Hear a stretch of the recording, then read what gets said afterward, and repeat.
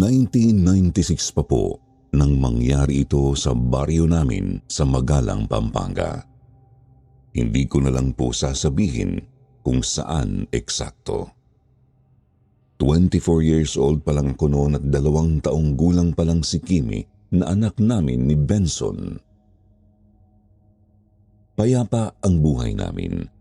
Ang mister ko ay isang trabahador sa taniman ng tubo. Ako naman ay isang simpleng may bahay na sumasideline din bilang tagaluto sa mga handaan. Hindi marangya ang pamumuhay namin pero hindi rin naman kami hikahos o naghihirap. Ang hindi ko alam, sandali pa lang yayanigin ng isang kahindik-hindik na karanasan ang payapa naming buhay. Yan ay noong umuwi ang isang kababata naming tawagin na lang po nating Letty. Mayapa Aldo nga po pala, Sir Jupiter. Itago niyo na lang ako sa pangalang Olive at naririto po ang tunay na karanasan ng aking pamilya.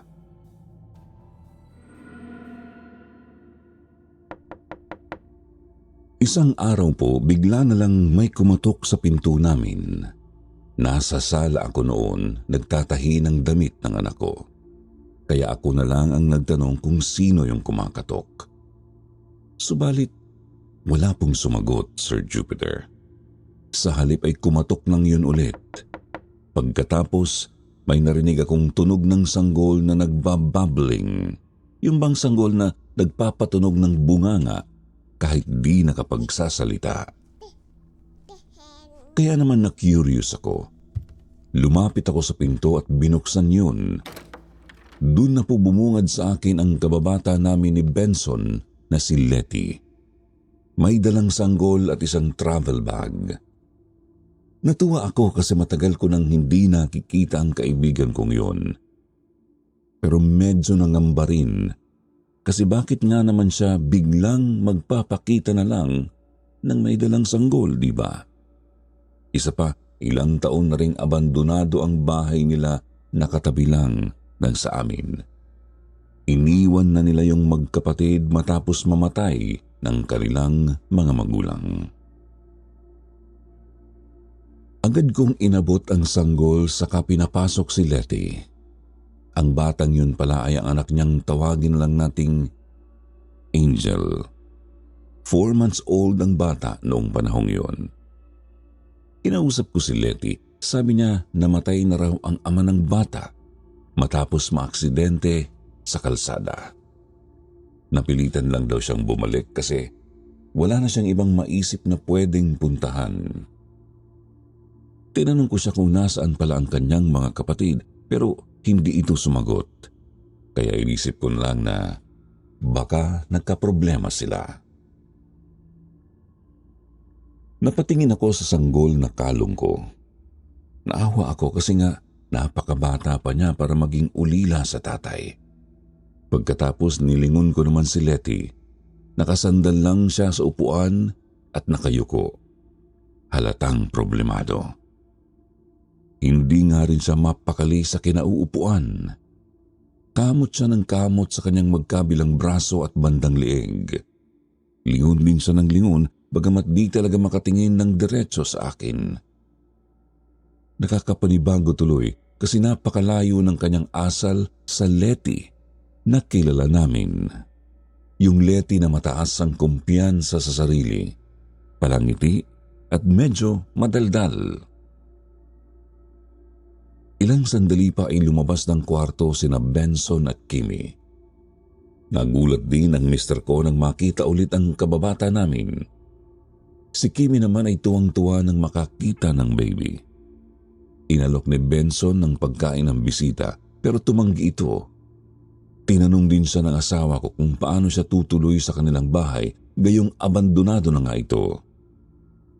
Hindi nakasagot si Letty kaya naman ako na ang nagsabing tulungan na lang namin siyang maglinis ng konti.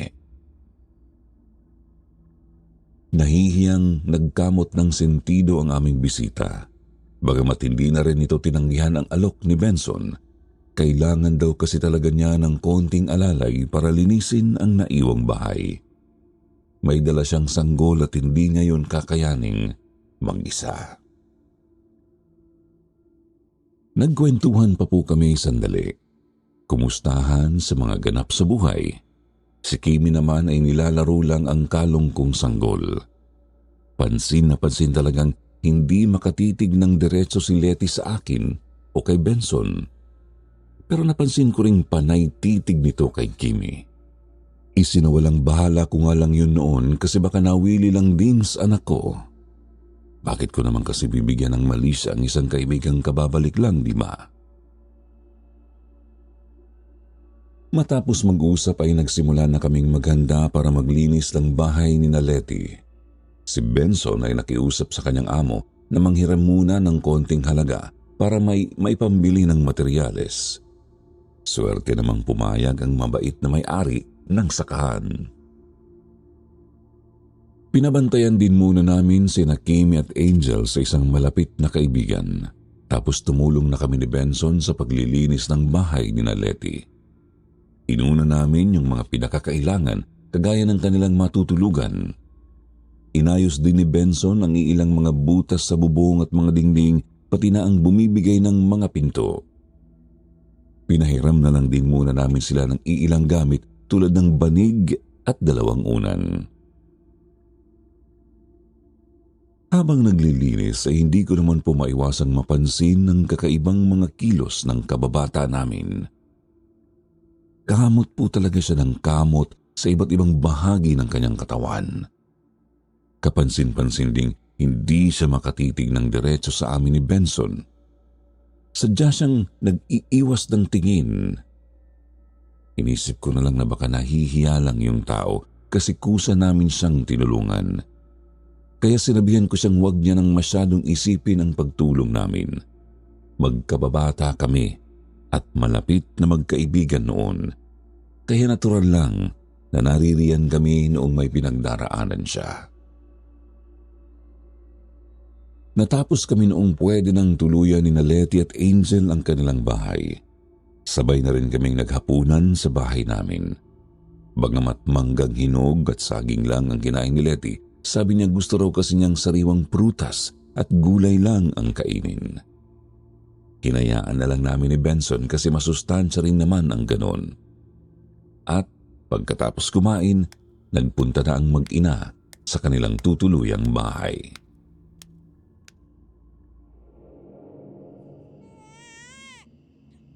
Hating gabi nang magising ako dahil sa iyak ni Angel.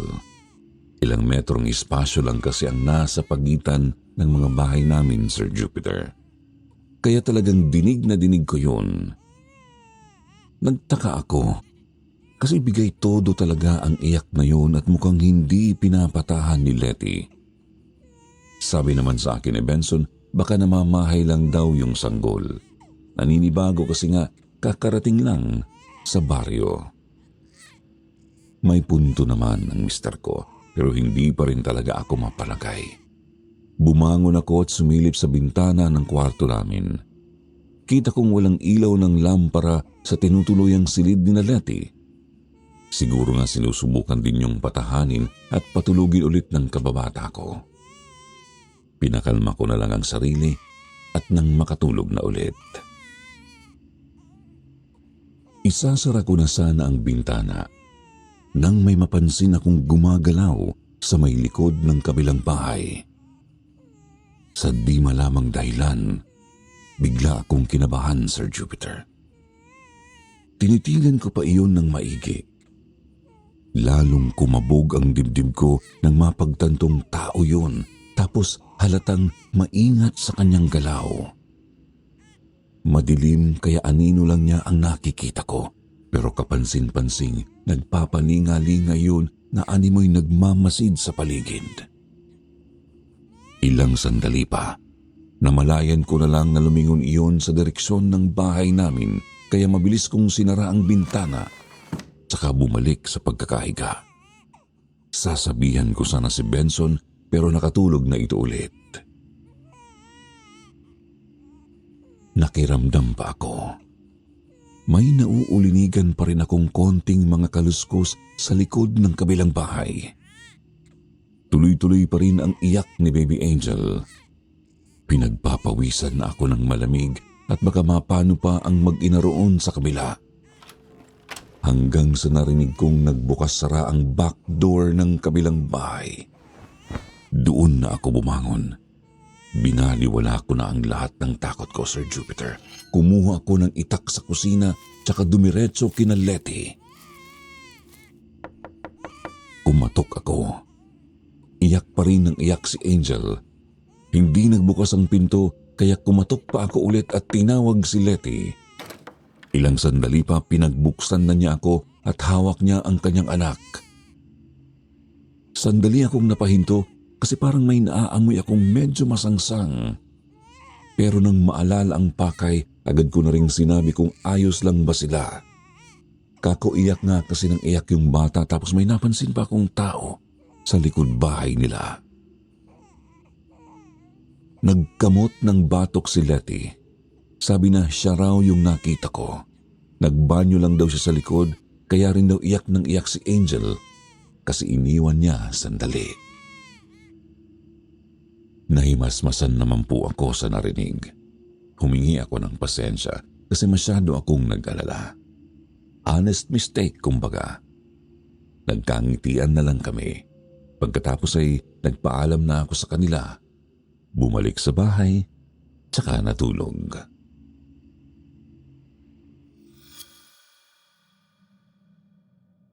Ang di ko alam, isang kagimbal-gimbal na balita pala ang bubungad sa buong baryo pagkagising.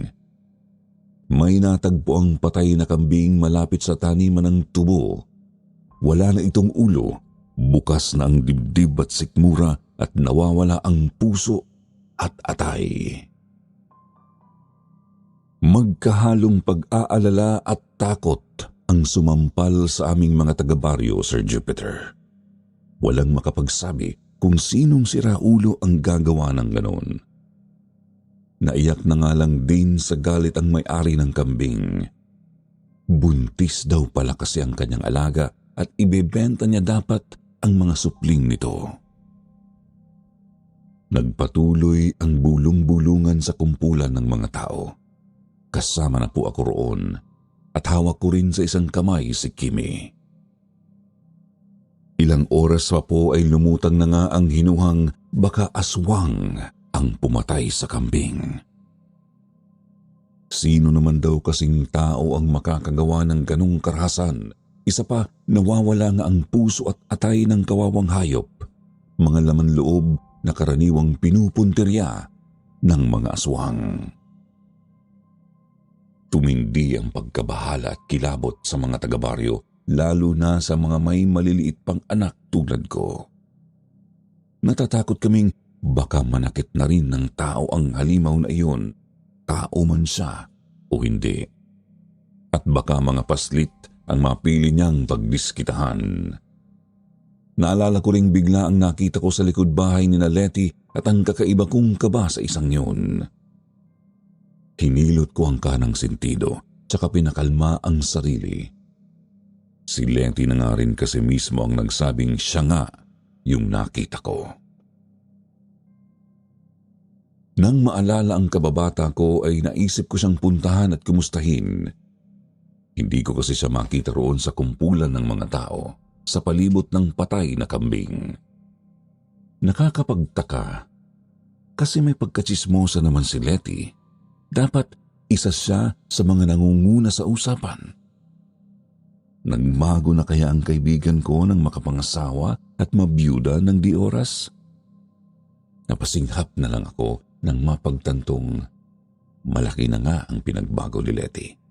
Idagdag pang may mga kilos nga siyang kakaiba. Hila-hila si Kimi ay iniwan ko ang kumpulan ng mga tao tsaka lumakad papunta kina Letty. Sa bungad pa lang ng bakuran nila ay narinig ko na naman ang iyak ni Angel. Napailing ako sa pagtataka kung bakit masyadong iyakin ang bata. Kakatok na sana ako sa pinto nang may maulinigan naman ako mula lang doon sa loob ng sala. Tunog ni Letty na dumadaing, animo ay namimilipit dahil sa kung anong masakit. Dinig ko rin ang mabibigat niyang paghinga at konting pag-angil. Taranta akong kumatok. Hindi sumagot si Letty. Lumakad ako sa bandang gilid ng bahay para sumilip sa bintana. Kita kong mag-isa lang si Angel sa kanilang kwarto at tuloy-tuloy sa pag-iyak. Bumalik ako sa pinto ng sala at kumatok ulit. Hindi ako tumigil sa pagtatawag sa kaibigan ko.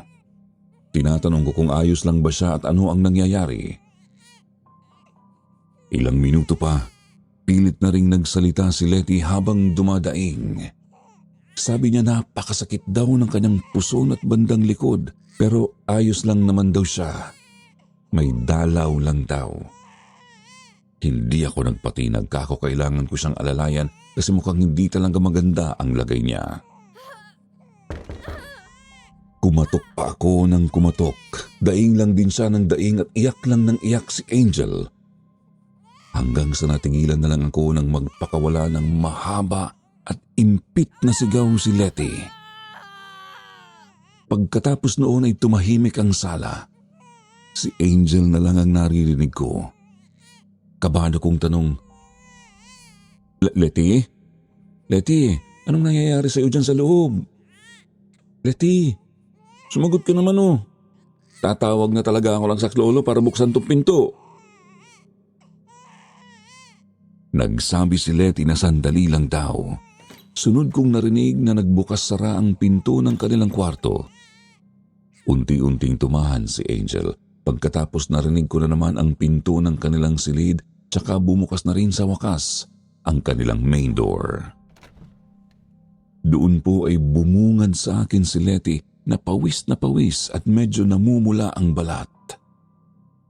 Sandali rin akong napakusot ng ilong kasi may sumalubong din sa akin kung anong masangsang. Kaamoy ng karning malapit ng mabulok. Habol-habol din ni Letty ang kanyang paghinga. Karga rin niya noon si Angel na tuluyan ng tumigil sa pag-iyak. Namamaos niya akong kinausap. Pasensya na raw kung nag-alala ako pero ayos na raw. Unti-unti nang gumagaan ang kanyang pakiramdam. Ganun lang daw talaga siya kapag unang araw ng kanyang dalaw. Kako naman mas mabuti kung magpatingin na siya sa doktor kung ganun kalala ang kanyang nararamdaman. Baka nga naman kasi may mali na sa sinapupunan niya, di ba? Tahimik lang niya akong nginitian. Naramdaman kong nagtago sa likod ko si Kimi, Sir Jupiter. Doon ko na kumpirmang nakatitig nga si Letty sa anak ko. Oo, nakayuko siya pero sapat na yun para magtama ang kanilang mga mata. Hindi ko kita ang kabuuan ng kanyang mukha, ngunit pansin ko rin noon na unti-unting tumutulo ang kanyang laway sa gilid ng labi. Tinanong ko ulit siya kung sigurado ba siyang hindi niya kailangan ng tulong. Umiling siya. Inalok ko nga rin ng tanghalian pero mas gusto raw niyang magpahinga na muna. Isa pa, meron naman daw siyang nabiling mga prutas na pwede niyang kainin kapag nagutom. Kaya naman, bumuntong hininga na lang ako. Paalam ko sa kanya. O siya, basta kapag kailangan mo ng konting alalay, tawagin mo lang ako ha. Andyan lang naman ako sa bahay buong araw eh. Nang magsara na ng pinto si Letty, lumakad na kami ni Kimi pa uwi. Pansin ko pa rin hindi mapalagay ang anak ko. Kaya tinanong ko siya kung ano ang problema. Sagot niya sa akin, ayaw daw niya sa kanyang Ate Letty. Nakakatakot daw si Ate Letty. Nakakatakot daw ang mga mata ni Ate Letty. Napakamot ako ng ulo sa narinig. Paliwanag ko sa kanya siguro dala lang yun ng sama ng pakiramdam ng kanyang Ate Letty. Siguro rin ay naninibago lang siya sa kapitbahay namin kaya siya natatakot. Subalit talagang ipinipilit ni Kimi na ayaw na niyang lumapit ulit kay Ate Letty niya. Natatakot daw kasi talaga siya. Napasinghap na lang ako, Sir Jupiter, tapos inaya ko na siyang tumuloy na sa bahay namin.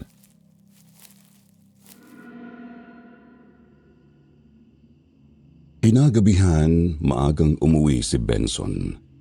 Maaga ring nagsara ng kani-kanilang mga bahay ang mga taga-baryo dahil sa takot sa aswang. Kahit ang asawa ko nga po ay talagang inayos pa ang mga bintana at pinto para siguraduhin hindi basta-basta makakapasok ang anumang halimaw. Nakapaghapunan naman kami ng maayos, Sir Jupiter. Hindi nga lang mawala ang kaba ko, lalo na talagang nakakakilabot ang katahimikan sa labas. Nakahiga na lang kami para matulog. Hindi ko pa rin maawat ang sariling makiramdam sa paligid. Wala talaga akong maulinigan galing sa labas, kundi huni ng mga kuliglig at mayat-mayang iyak ni Angel. Bagamat tumatahan naman agad makalipas ang ilang sandali. Gumulong ang mga oras. Hindi talaga ako makatulog ng maayos, Sir Jupiter. Tulog na si Kimi noon at naghihilik na rin si Benson. Pero paggising-gising pa rin ako at nag-aabang sa kung anong di ko sigurado. Nang makaramdam ng uhaw ay bumangon ako at saka pumunta sa kusina. Labas lang ng mismong kwarto namin yun. Pagkatapos lumakad na ako pabalik ng silid, binuksan ang pinto at natigilan nang may mapansing may sumisilip sa siwang ng kahoy naming bintana. Agad akong napabulalas. "Sino ka?" Napabalikwas ng gising ang asawa ko, kasabay noon ay narinig kong tumakbo ang kung sino. Tinanong ako ni Benson kung ba't ako napabulalas. Mabilis ko namang tinakpan ang kanyang bibig saka sinabihang makiramdam sa paligid. Napakatahimik ng sandaling yon, Sir Jupiter. Maski si Angel ay di ko rin marinig. Todo ang kabog ng dibdib ko. Bulong tanong sa akin ng asawa ko kung ano ba kasi ang papakiramdaman namin. Muli ko siyang pinatahimik. Sigurado kasi akong naririyan pa sa paligid ang sumilip sa bintana namin. Di nga po ako nagkamali. Kasi sunod na lang naming narinig na may mga yabag doon sa bakuran namin pagkatapos may kumatok sa pintong nasa kusina. Sa nasabi ko na po, nasa labas lang ng kwarto namin ang kusina kaya talagang dinig na dinig namin yun. Napakunot ng noo si Benson. Sino naman kasing kakatok sa likod bahay ng hating gabi? Tuloy-tuloy ang pagkatok at pabigat na ito ng pabigat. Tumayo ang asawa ko at saka lumabas ng kwarto. Sumunod din ako pero nanatili lang ako sa nakabukas na pinto ng silid. Kumuha si Benson ng itak at nagtanong sa likod ng saradong pinto. "Sino yan? Anong kailangan mo?" Walang sumagot.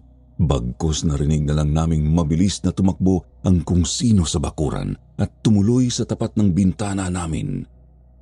Noon din, Sir Jupiter, kinalampag niya ng malakas ang kahoy na bintana. May narinig din kaming ungol na parang nagmumula sa isang galit na aso. Muling suminghal si Benson pero di tumitigil ang pangangalampag sa bintana. Sa halip ay palakas pa ito ng palakas. Aktong lalabas na sana ang asawa ko sa likod bahay pero pinigilan ko siya. Sabi ko hindi namin sigurado kung anong klaseng halimaw ang naroroon. Mabilis ko ring kinuha ang natutulog na si Kimi at kasunod noon ay bigla na lang natanggal ang isa sa mga tabla ng bintana. Sir Jupiter, nahintakutan kaming mag-asawa nang may kulukulubot na brasong lumusot doon. Napakabaho noon na may bulok na bangkay ng hayop. Medyo namumula ang balat at napakahaba rin ng nangingitim na mga kuko. Pilit nitong inaabot ang kung ano sa papag na katabi lang ng bintana. Nang walang makapakong dibanig, iniumang pa nito ang palad sa direksyon namin ni Kimi. Doon ay galit na suminghal ulit si Benson tsaka lumapit sa braso. Akto na sana niya itong tatagain nang bigla na lang kinabig ng kung sino ang braso palabas. Pagkatapos narinig na lang naming kumalabog ang dingding namin hanggang sa tumuloy yun sa ibabaw ng bubong. Naririnig din namin ang kakaibang pag-angil na hindi ko maikukumpara sa isang pangkaraniwang hayop lang. Dinig na dinig namin ang kanyang mga yabag sa ibabaw ng yero. Naroroon at parang kinakaskas din niya ang kinatutungtungan. Nakakatakot kasi wala pa naman kaming kisame. Ibig kong sabihin, maliban sa yero ay walang haharang sa halimaw para makalapag sa silid.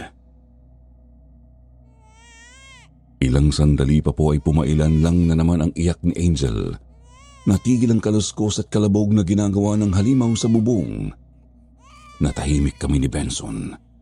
Madiin ang hawak niya sa itak at nakahanda ng managa anumang sandali. Subalit di po namin inasahan ang sunod na nangyari. Narinig namin kumalabog ulit ang dingding, halatang bumaba ang halimaw, sinundan iyon ng pagtakbo sa bakuran namin. Kinabahan akong bigla, natakot na baka lulusubin noon ang bahay ni Letty.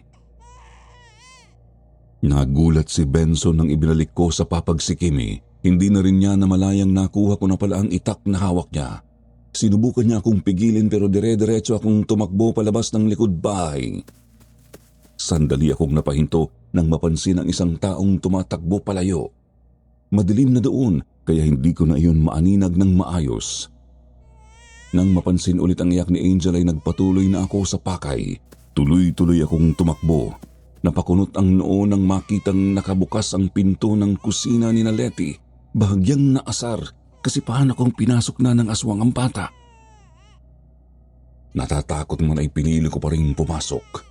Wala nanay ako at natural na mag-alala ako para sa anak ng kaibigan ko. Yun nga lang ay malayo sa inaasahan ko ang nadatnan. Napakagulo sa loob ng bahay, sabog-sabog ang iba't ibang mga gamit. Yung mga iniligpit namin sa mga sulok-sulok ay nagkalat na sa lapag. Umaalingasaw rin ang napakalansang amoy. Kung pipikit ako ay mapagkakamalan ko talagang nasa palengke ako at bulok lahat ng mga panindang karne. Kapansin-pansin din ang iilang malalaking mga supot na nakatambak lang sa isang gilid ng kusina. Titignan ko sana yon ngunit tumodo na talaga ang iyak ni Angel kaya pinuntahan ko na ang kanilang kwarto. Napangiwi nang makitang wala nga talaga roon si Letty. Kako sa sarili, saan ba kasi nagpunta ang babaeng yun? Ba't niya iniwang mag-isa ang bata? Kahit alam niyang delikado ang panahon. Sinabi ko namang handa kaming tumulong kung kailangan Bakit hindi niya pinabantayan man lang sa amin si Angel? Humanap ako ng pangsulat at pirasong papel. Sinulat ko roon na nasa amin niya ang bata at pwedeng kunin ni Letty anumang oras. Inilagay ko iyon sa papag na kinahihigaan ng bata para mabasa ng kanyang nanay pagbalik nito. Pagkatapos ay lumabas na ako, dala nga si Angel. Bitbit ko rin sa kabilang kamay ang itak namin. Tanaw ko ang asawa kong nakasilip sa nasirang bintana ng kwarto namin. Halatang gusto nang lumabas pero di maiwan-iwan si Kimi. Nagsimula akong maglakad. Kabado pa rin. Palingon-lingon at baka biglang sumulpot ang kung anong halimaw tapos dagitin si Angel. Nagpatuloy sa maingat na lakad at bigla akong napatakbo nang may maulinigan akong kaluskos sa malapit. Tuloy-tuloy akong tumalilis papunta sa pinto ng kusina namin saka pumasok. Agad naman akong sinalubong ni Benson. Kinandado niya ang pinto. Mabilis siyang bumalik ng kwarto. Kinuha si Kimi at lumabas ulit papuntang kusina. Sabi niya medyo delikado sa kwarto kasi nga sira na yung isang bintana. Nanatili nga po kami sa may kusina, Sir Jupiter. Doon na rin kami naglatag ng banig para pahigain ang dalawang bata. Nakikiramdam kami, pero tahimik naman sa labas. Hindi nga lang kami natulog ni Benson kasi nakakatakot na baka biglang bumalik ang halimaw kapag nakaidlip kami. Nasa 2 oras pa po ay may naulinigan na kaming naglalakad sa may bakuran.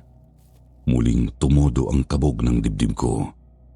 Magkakasunod na rin ang sambit ko sa pangalan ng Panginoong Hesus at ang banal na Birhen. Tumayo si Benson, Kinuha ang itak tsaka nagpunta sa likod ng pinto. Ilang sandali pa po ay may kumatok na nga sa pinto at agad ding nagsalita. Olive, ako ito si Letty. Kukunin ko lang sana ang anak ko. Noon din ay bigla akong napatayo. Nilagpasan ng asawa ko tsaka dali-daling binuksan ang pinto. Bumungad sa akin si Letty na halatang bagong ligo. Agad nag-init ang ulo ko nang makita ang babae kaya di ko na napigil na mambulyaw. Ano bang problema mong babae ka? Bakit mo iniiwan ang anak mo ng mag-isa at bukas pa ang pinto? Sinalakay kami ng aswang dito kanina, alam mo ba yun? Paano kung bigla nung naisip na pumunta sa inyo at dagitin si Angel? Di wala na sana itong anak mo ngayon. Hindi pa rin makatingin ng diretso sa akin si Letty, Sir Jupiter.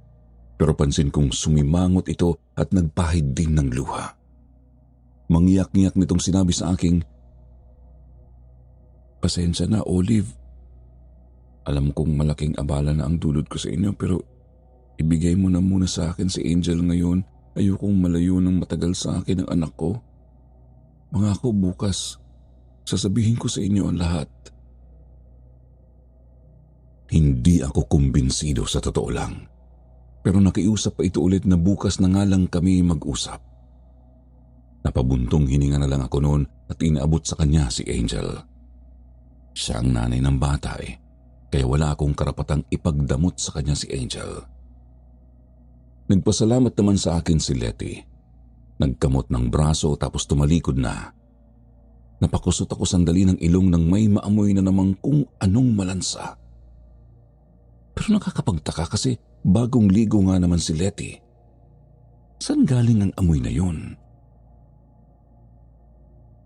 Sir Jupiter, sa kusina kami nakatulog ng gabing yun. Kinaumagahan naman po ay agad na inayos ng asawa ko ang nasirang bintana pagkatapos naming magalmusal. Tinignan din niya ang ibabaw ng yero. Kumpirmadong may naiwan nga roong bakas na parang gawa ng mga pagkalmot. Sabi ni Benson, napakalalaki raw ng mga markang yun. Malabong gawa ng pusa o anumang mabangis na hayop. Malabo ring tao mismo ang kumalmot doon. Pagkatapos ng ginagawa ay nagpaalam na ang asawa ko para magpunta sa sakahan ng tubo. Sinabihan ko nga siyang lumiban na muna sa trabaho kasi nga pareho kaming walang maayos na tulog. Pero umiling ito. Sayang daw ang araw at ang kanyang kikitain. Isa pa, kailangan ng marami-raming tauhan ng kanyang amo dahil marami raw gagawin. Mga bandang 10:00, lumabas kami ni Kimi para bumili ng lulutuing itlog sa pananghalian. Nadatnan ko roon ang iilang mga tsismosa sa baryo namin. Hindi ko na sana sila papansinin pero naagaw ang pansin ko sa mga narinig. May isang batang lalaki raw na nawawala. Mahigit 2 taong gulang pa lamang daw yun. Sadya raw na winasak ang bintana ng kwarto nito tapos ay doon idinaan palabas. Hindi raw namalayan ng mga magulang na parehong lasing noong mga oras na yon. Ang suot daw ay asul na shorts at dilaw na sando. Agad po akong kinilabutan, lalo na nang maalala ko ang brasong lumusot sa bintana namin, kaya naman dali-dali kong hinila si Kimi pauwi. Natatakot akong baka may kung sinong bigla na lang humablot sa anak ko. Ngunit napahinto naman ako sa paglalakad nang mapansing may usok mula sa likod bahay ni Letty. Usok na mula sa pagsisiga ng mga basura o tuyong dahon. Dala si Kimi ay pinuntahan ko ang likod bahay ni Letty. Tumututol pa ang anak ko kasi nga natatakot daw talaga siya kay Ate Letty. Pero hindi ko siya pinakinggan. Tuloy-tuloy lang akong naglakad sa pagitan ng mga bahay namin. Dinig ko noon ang iyak ni Angel pero binaliwala ko muna yon hanggang sa nadatnan ko nga ang kababata ko sa kanilang likod bahay. Tama nga po ako. Nagsusunog nga siya ng mga tuyong dahon at basura. Tatawagin ko na po sana siya pero nauna siyang lumingon sa akin. Takang-taka ako kasi dali-dali siyang napalakad takbo papasok sa kanilang bahay.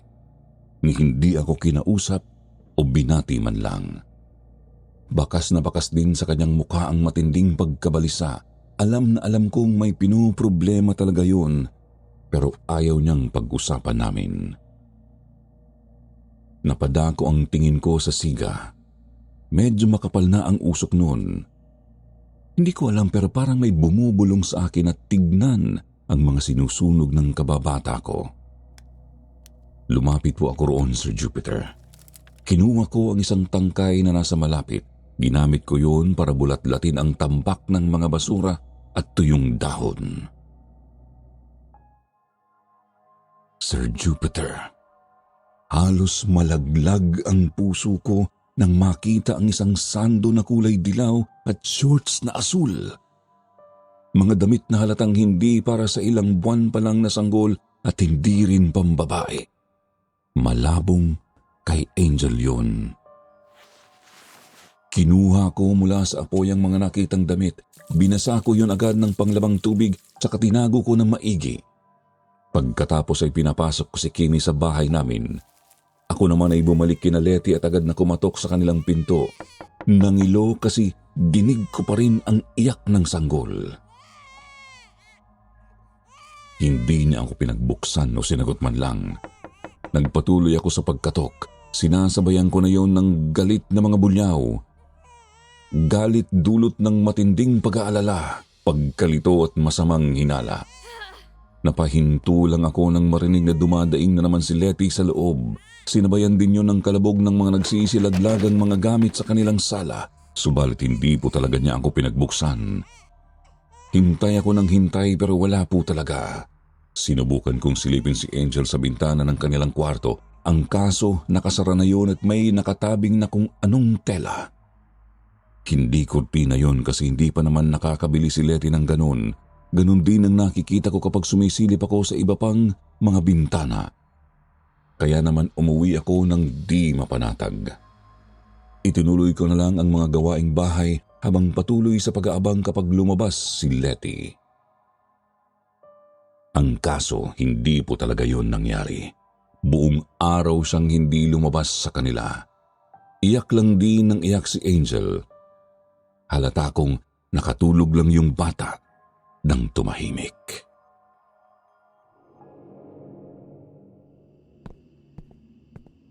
Kinagabihan pagka-uwi ng asawa ko agad kong ikinwento ang lahat sa kanya.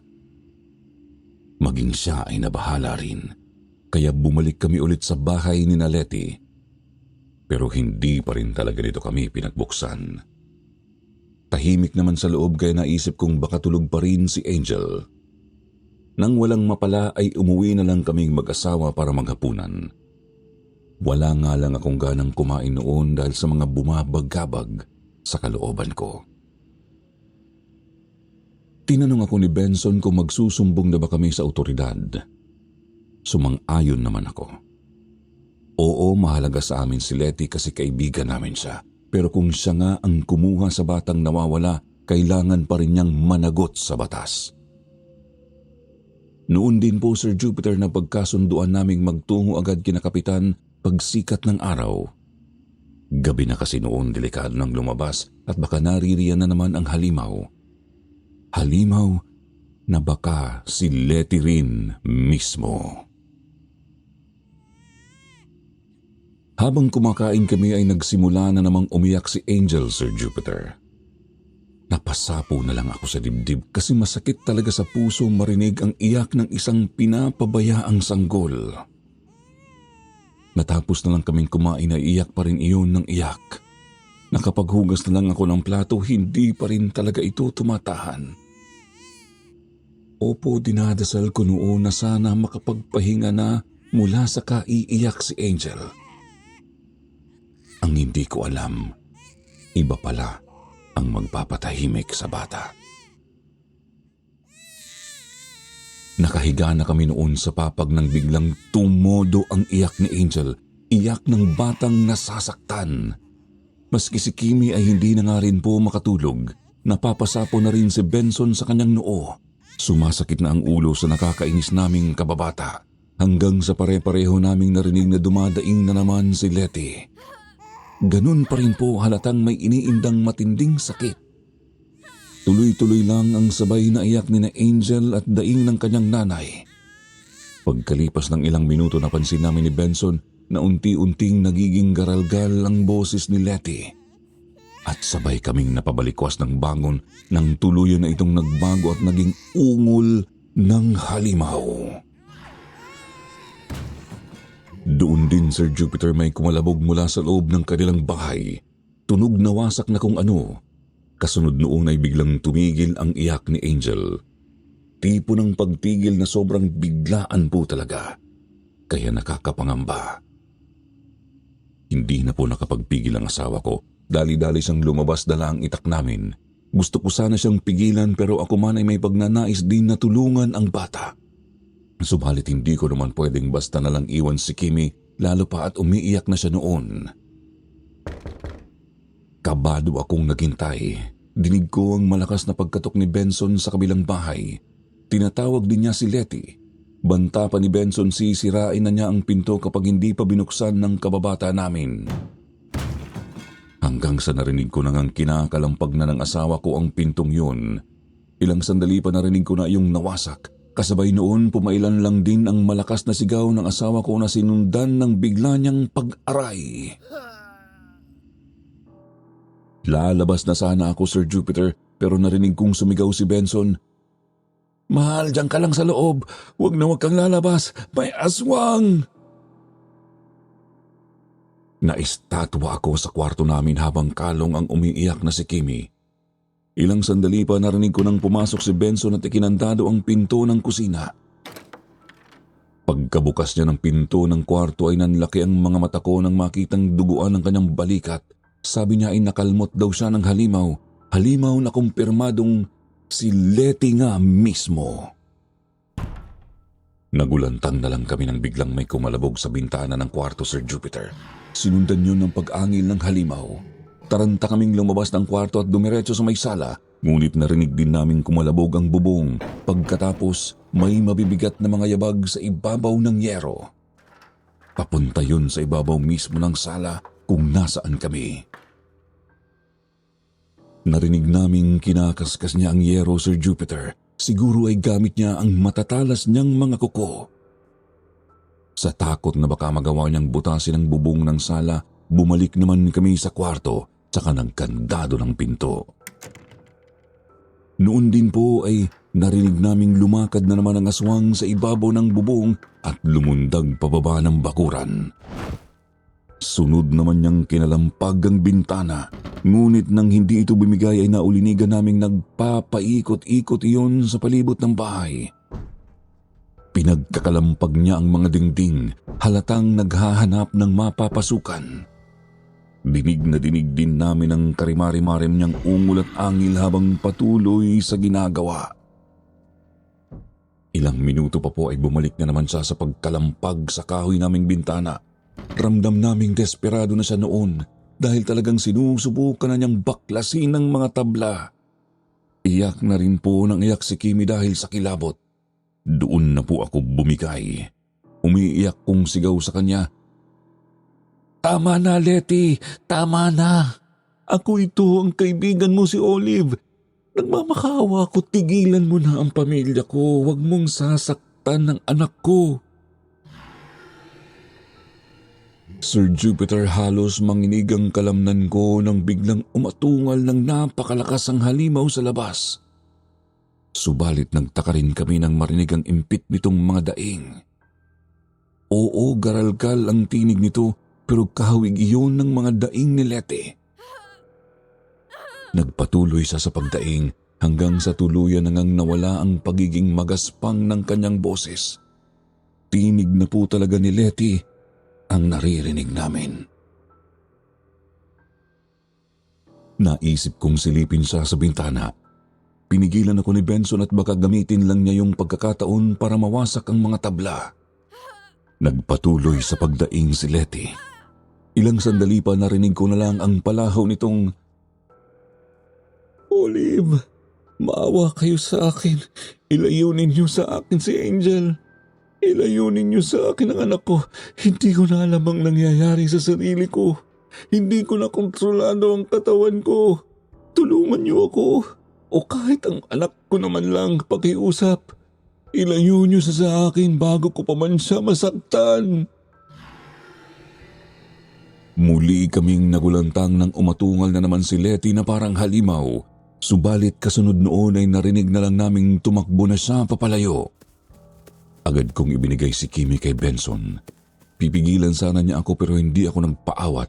Kutob ko talaga ay may kung anong nangyaring hindi namin alam. Siguro yun na nga ang mother's instinct na matatawag. Tumatalab kahit hindi ko naman anak si Angel.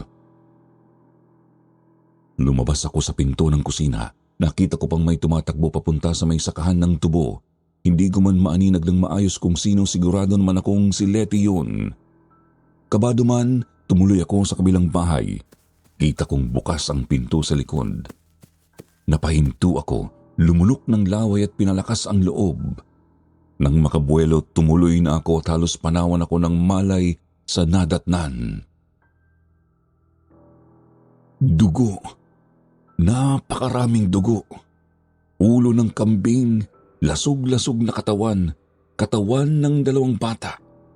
Yung nawawalang 2 anyos at si Angel. Noon din po, Sir Jupiter, nagtawag kami ng saklolo ni Benson. Sising-sisi kasi dapat pala hindi na namin binalak na ipagpabukas ang lahat.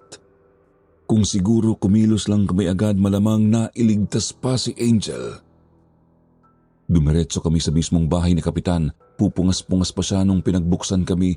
Medyo galit at bakit daw ba kami nang bubulahaw sa gitna ng gabi. Subalit nang sinabi namin ang mga nangyari, agad nilipad sa hangin ang kanyang antok. Pinatawag niya ang mga tanod at ilang mga kagawad tapos pinuntahan namin ang bahay ni Letty. Agad nagsagawa ng paghalughog sa taniman ng tubo at sa kakahuyan ng otoridad. Bukod tanging wasak na katawan ng isang baka ang natagpuan. Pero wala nang nahanap na aswang. Hindi rin nakita si Letty. Dahil doon ay hindi po mapanatag ang mga tao sa baryo. Kaming lahat ay nababahalang baka bigla na lang sumulpot ang aswang at manakit ng mga bata. Sa galit nga po nila, sinira at sinunog nila ang buong bahay ni Letty. Gusto nilang siguraduhin wala nang mababalikan at matutuluyan ang aswang. Inasikaso rin po namin ni Benson si Angel. Masakit isiping sarili niyang ina ang nakapatay sa kanya. Kaya talagang napakagulo ng utak ko sa kakaisip kung bakit nga ba naging aswang ang kababata namin. Wala naman kasing mga aswang-aswang noong dito pa nakatira ang buong pamilya nila. Ibig sabihin, baka nahawa lang si Letty sa kung saan. Yun din mismo ang palagay ng albularyong nahanap ni na Kapitan Sir Jupiter. Halata raw na kailan lang nahawa si Letty ng pagkaswang. Masyado raw kasi itong agresibo at hindi na kukontrol ang sarili. Ayun na at napatay pa, pati ang sariling anak. Kaya naman may palagay siyang hindi pa talaga yun nakakalayo sa baryo. Malakas ang kutob niyang naruroon lang yun sa may kakahuyan malapit sa baryo namin. Malamang daw kasi takot din si Letty na makita ng mga tao. Itinuon ng mga taga-baryo ang pansin sa malapit na gubat. Maski ang mga taniman ng tubo hanggang sa mga karatig baryo, sinuyod na rin nila. Yun nga lang, sadyang nakakapagtago ng maayos si Letty. Ang nadadatnan lang ng mga tao ay lasog-lasog na katawan ng mga hayop sa gitna ng kakahuyan. Pare-parehong pugot ang mga ulo. Butas ang sikmura at wala na ring mga puso at atay. Gumulong ang mga araw. Nailibing na po namin si Angel sa lupa ng sunog na nilang bahay. Doon sa bandang kabilang dako ng kanilang bakuran na medyo malayo sa mismong bahay namin. Bagamat tanaw naman namin ang munting krus na ginawa ni Benson para sa bata. Patuloy pa rin ang mga natatagpuang patay ng mga hayop sa gubat, kaya ayaw pa rin pakumpiyansa ng mga tao.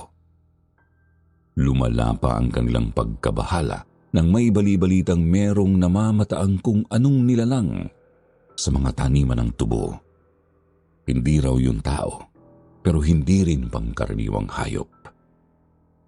Ang nakikita kasi nila ay medyo mapula ang balat nito at nanlilisik ang mga mata. Mahaba rin ang buhok kagaya ng sa isang babae, kaya malakas ang hinala nilang si Letty mismo iyon. Kutob ng mga taga-baryo nagtatago lang ang aswang sa malapit tapos sasalakay sa di inaasahang pagkakataon. Yun nga lang po, hindi lang pala ang pagkakataon ang hindi namin aasahan, Sir Jupiter, kundi ang sunod na gagawin ng kaibigan kong naging aswang.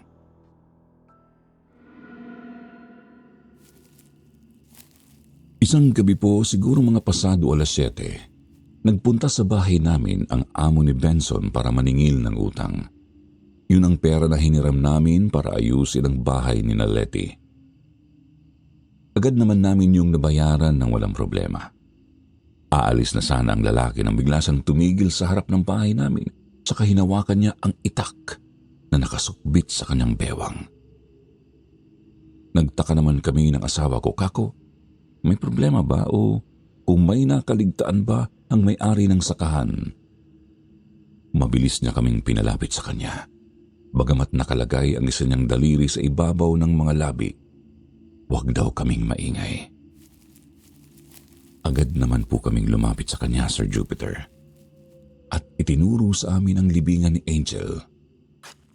Naningkit ang mga mata ko nang makitang may kung sinong naghuhukay sa gitna ng madilim na bahagi. Lalapit na sana ako pero pinigil ako ni Benson. Sabi niya pumasok na kami sa loob at bantayan si Kimi.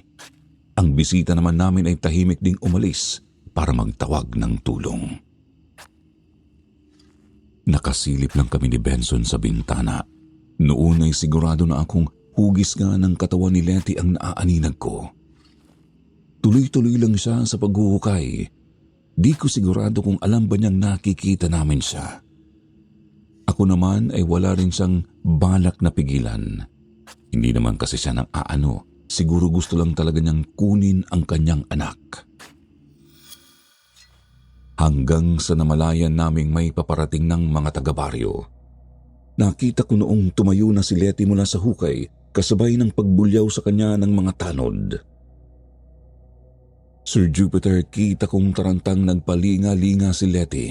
Tinatansya kung saan siya pwedeng dumaan, gayong napapaligiran siya ng mga tao. Lumingon siya sa bahay namin at nagtama ang aming paningin.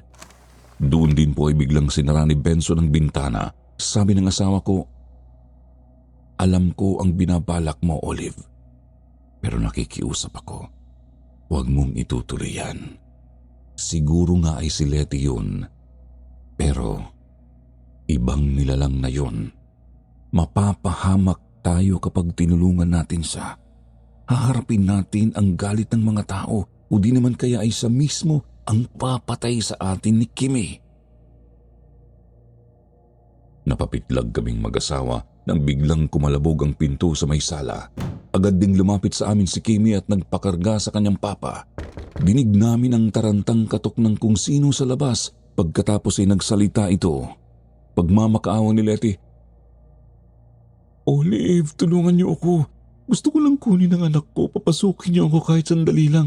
Pakiusap. Olive! Olive!" Gustong-gusto ko nang buksan ang pinto noon pero alam kong hindi yun ang makakabuti sa pamilya ko. Masakit man, hindi ko siya pinagbuksan. Nanatili lang kaming tahimik sa loob. Yun din kaya ang pakiramdam ni Letty noong hindi niya kami pinagbubuksan ni Benson. Hindi ko masabi basta sunod ko na lang narinig ang pamilyar na pag-atungal ng isang halimaw. Kumalabog ang dingding at tumuloy yun sa ibabaw ng yero. Dinig naming sinisigawan ng mga tao ang aswang. Pinagbabantaan nila ito para bumaba. Sinasabihan nilang susunugin nila si Letty at nang matapos na ang panggugulo nito sa baryo namin. Ilang sandali pa nagsimula na silang batuhin ang bubong namin, Sir Jupiter. Natatakot kaming baka matamaan kami sa loob, lalo na si Kimi. Hanggang sa narinig ko na lang napapunta na ang mga yabag sa likod bahay. Dali-dali akong pumunta roon at sumilip ako sa siwang ng pinto. Saktong lumundag pababa ang kaibigan ko, bit-bit ang katawan ng kanyang anak. Nakita ko pa siyang lumingon sa direksyon ko, Sir Jupiter. Nginitian ako bago siya tumalikod at tumalilis palayo.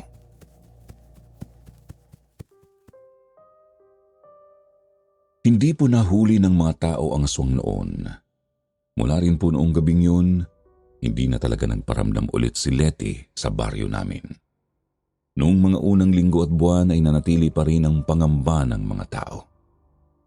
Pero sa pagdaan ng mga taon, unti-unti na rin iyong nalusaw. Hanggang sa maging simpleng kwentong bayan na lang.